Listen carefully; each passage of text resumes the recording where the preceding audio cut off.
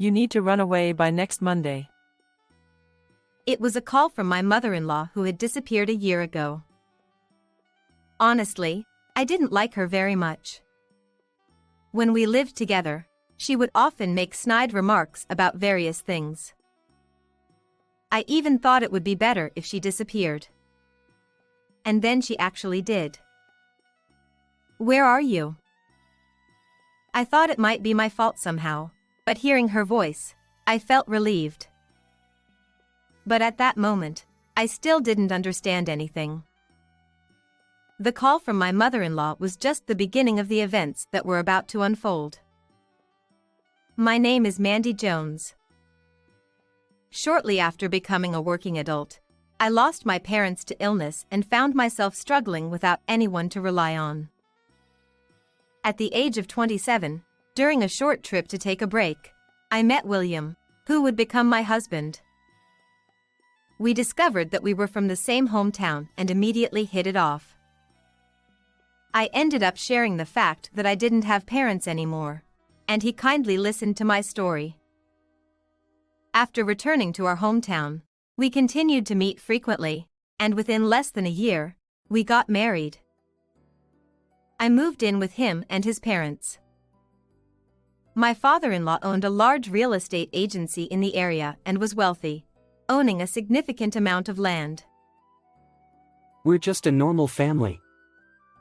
In their 30 years of marriage, I've never seen my parents argue. Wow, they seem like such a loving couple. Yeah, I hope we can be like them. I felt completely at ease and reassured by William's reliability and kindness. At that time, I was filled with anticipation, believing that happy days would continue forever. However, a few days after moving in, I noticed something strange. My mother-in-law, Patricia, was acting oddly.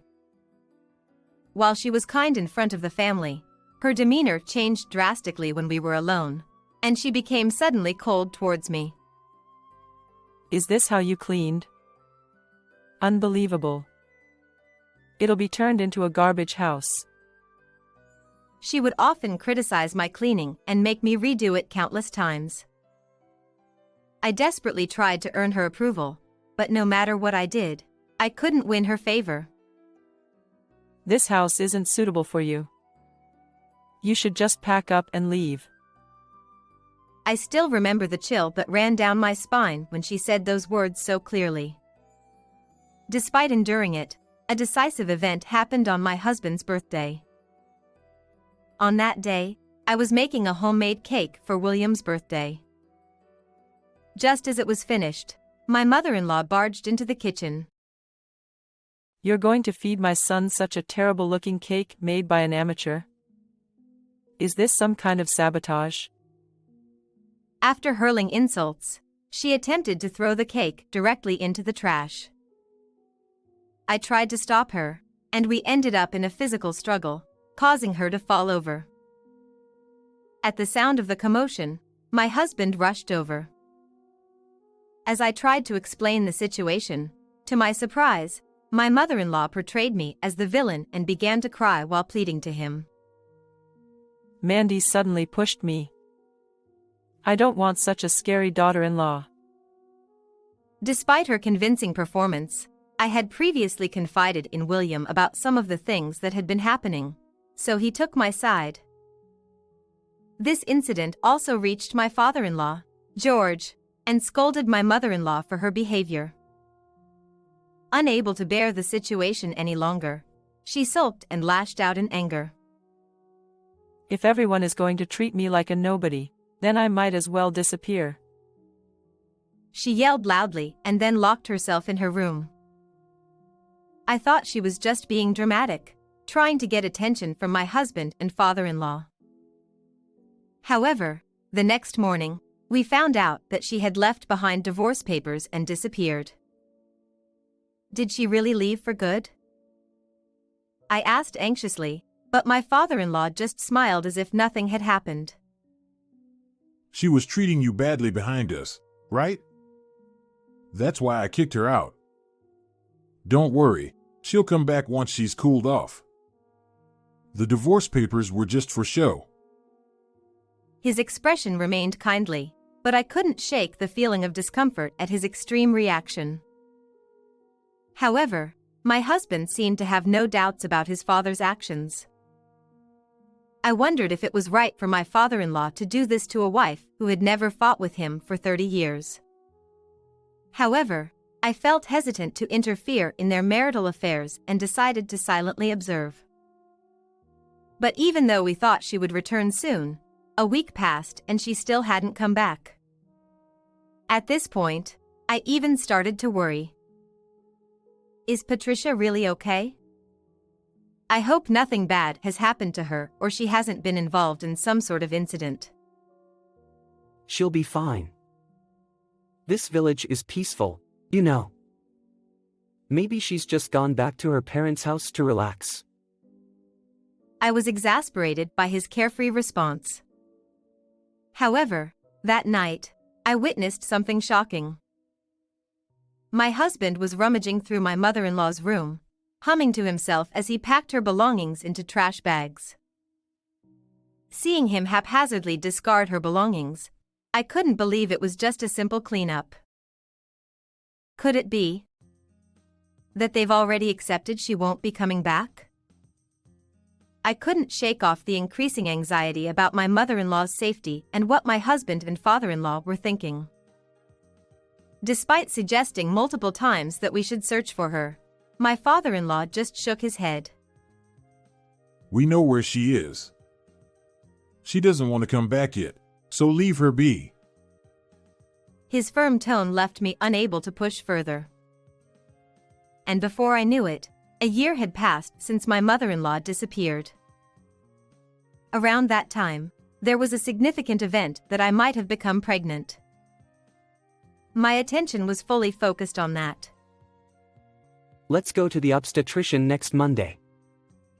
I hope we have a baby. I smiled at my husband's excited voice and looked forward to the appointment at the hospital. Amidst all this, I received a call from my mother-in-law on my phone. Are you still at home? I was truly surprised to hear her voice after a year.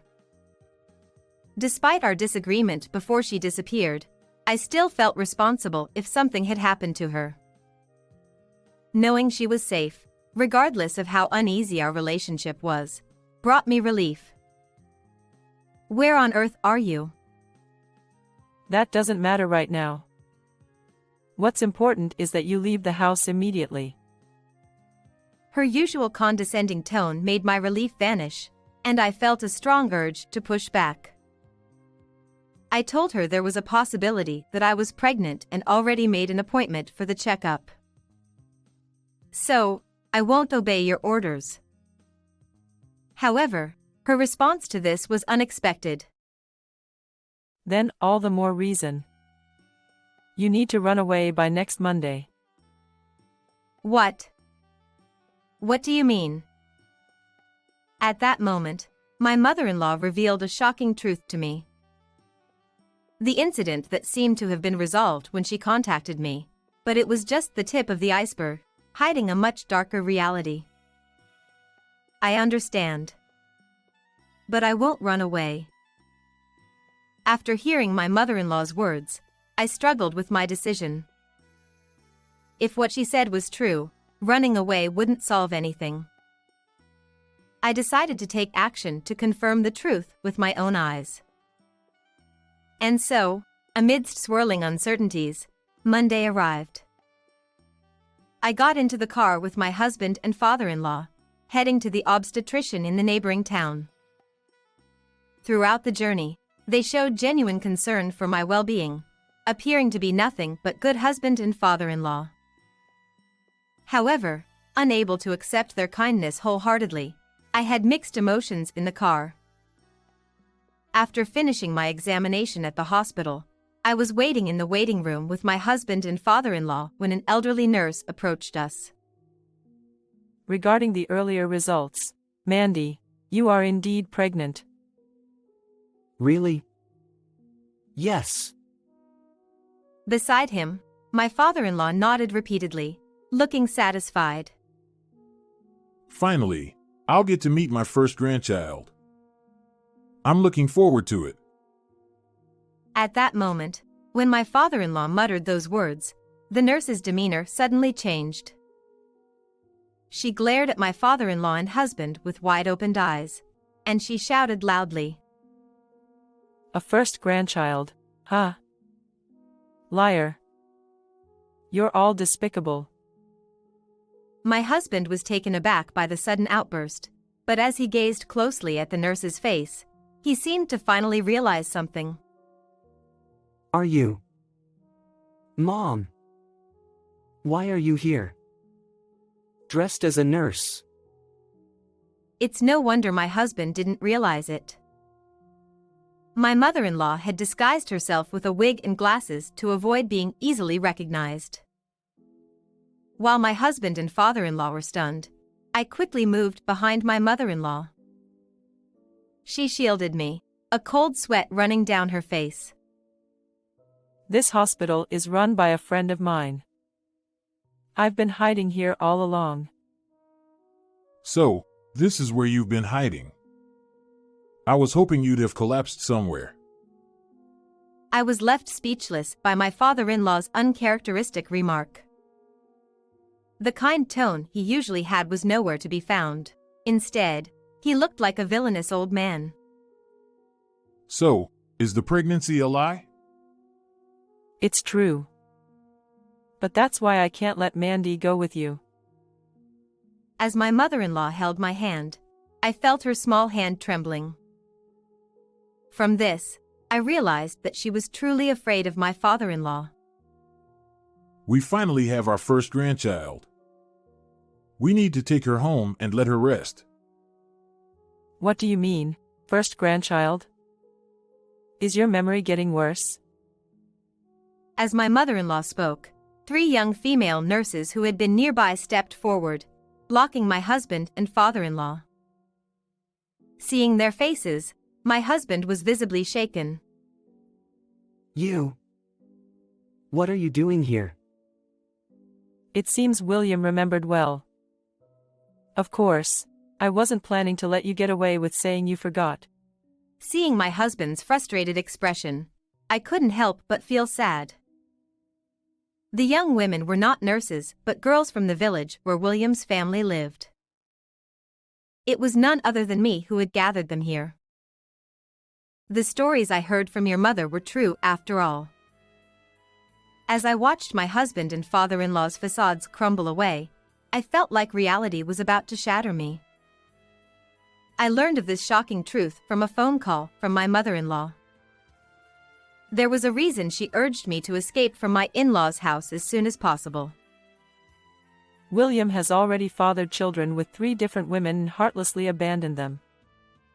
He even threatened to kick them out of the village if anyone made a fuss and has been hiding it. However, it was hard to believe such a dramatic story right away. First of all, my husband and father-in-law were kind in front of me, and my mother-in-law was always against me. I've been too afraid to tell anyone about my husband for a long time.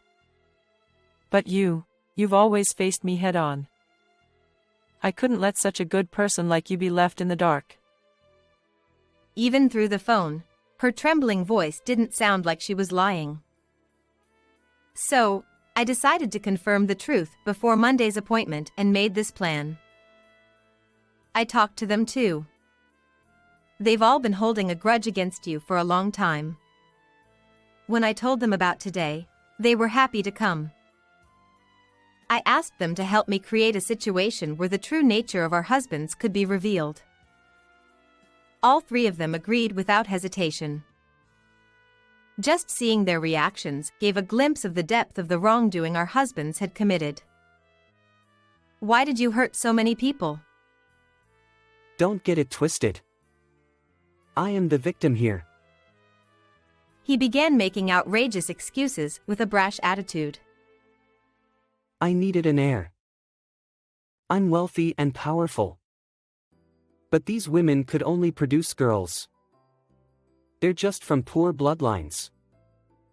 utterly useless. But you loved them, didn't you? Why say such cruel things? I didn't love them. Women are just tools for producing children. Hearing such words delivered with a straight face sent shivers down my spine. Alongside my anger, questions began to arise within me. If you have no attachment to women, then why did you marry me? You used to say kind words to me.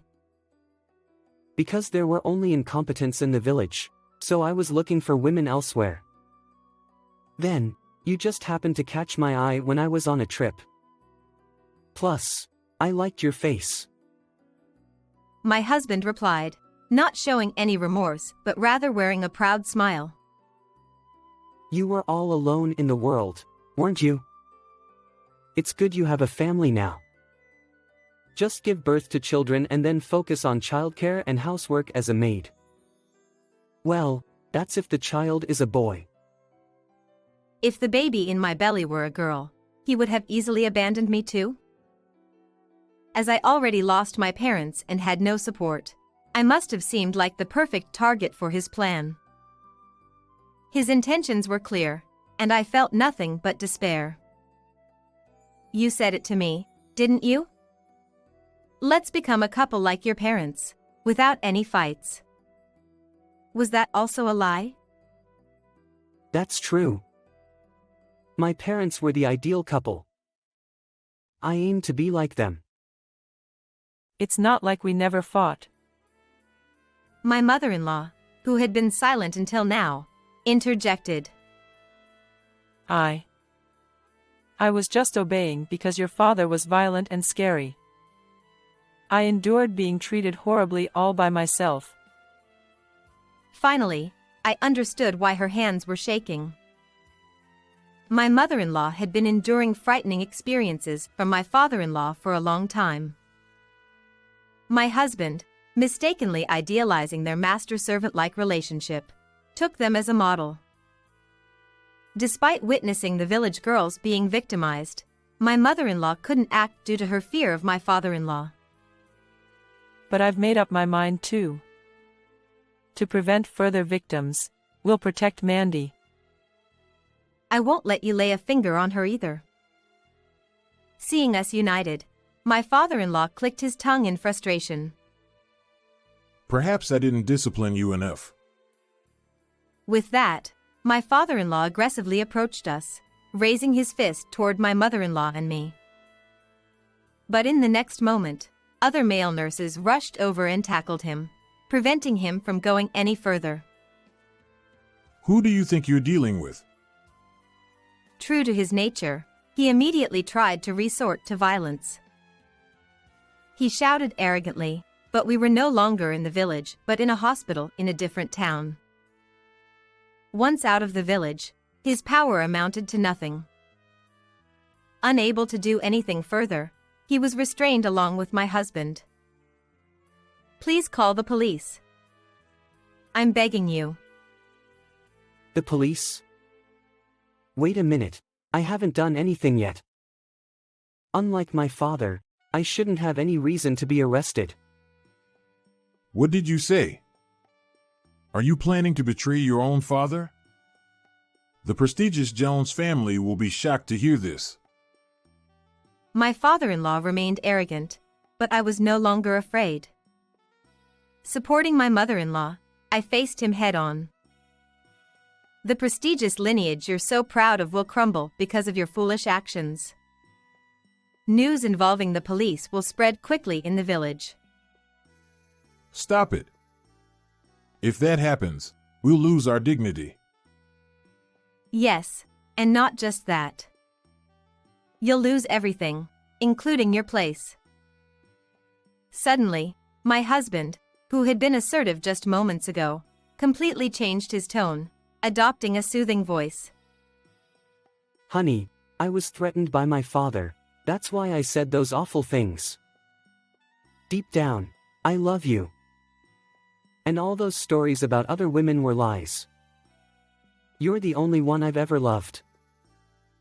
Whether their stories are lies or not, It's not up to you to decide. I'll be the judge of that. And I'll do DNA tests on the children to find out who's telling the truth." At my words, my husband turned pale. It was as if just that reaction alone revealed everything. With my husband and father-in-law looking utterly miserable, they were pushed into the police car and taken to the station.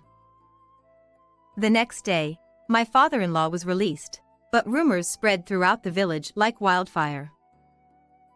My husband found himself completely isolated due to his past misdeeds.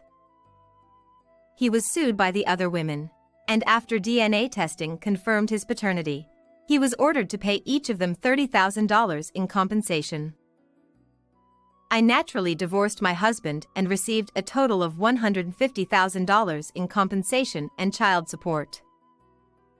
My father-in-law's real estate business closed down, and feeling unwelcome in the village, they both fled hastily. Later, I heard through the grapevine that they were living together in a rundown apartment without a bathroom. As for me, I decided to start fresh and move to the neighboring town. I asked my mother-in-law, who had nowhere else to go, to live with me. My mother-in-law deeply regretted her decision to run away once before.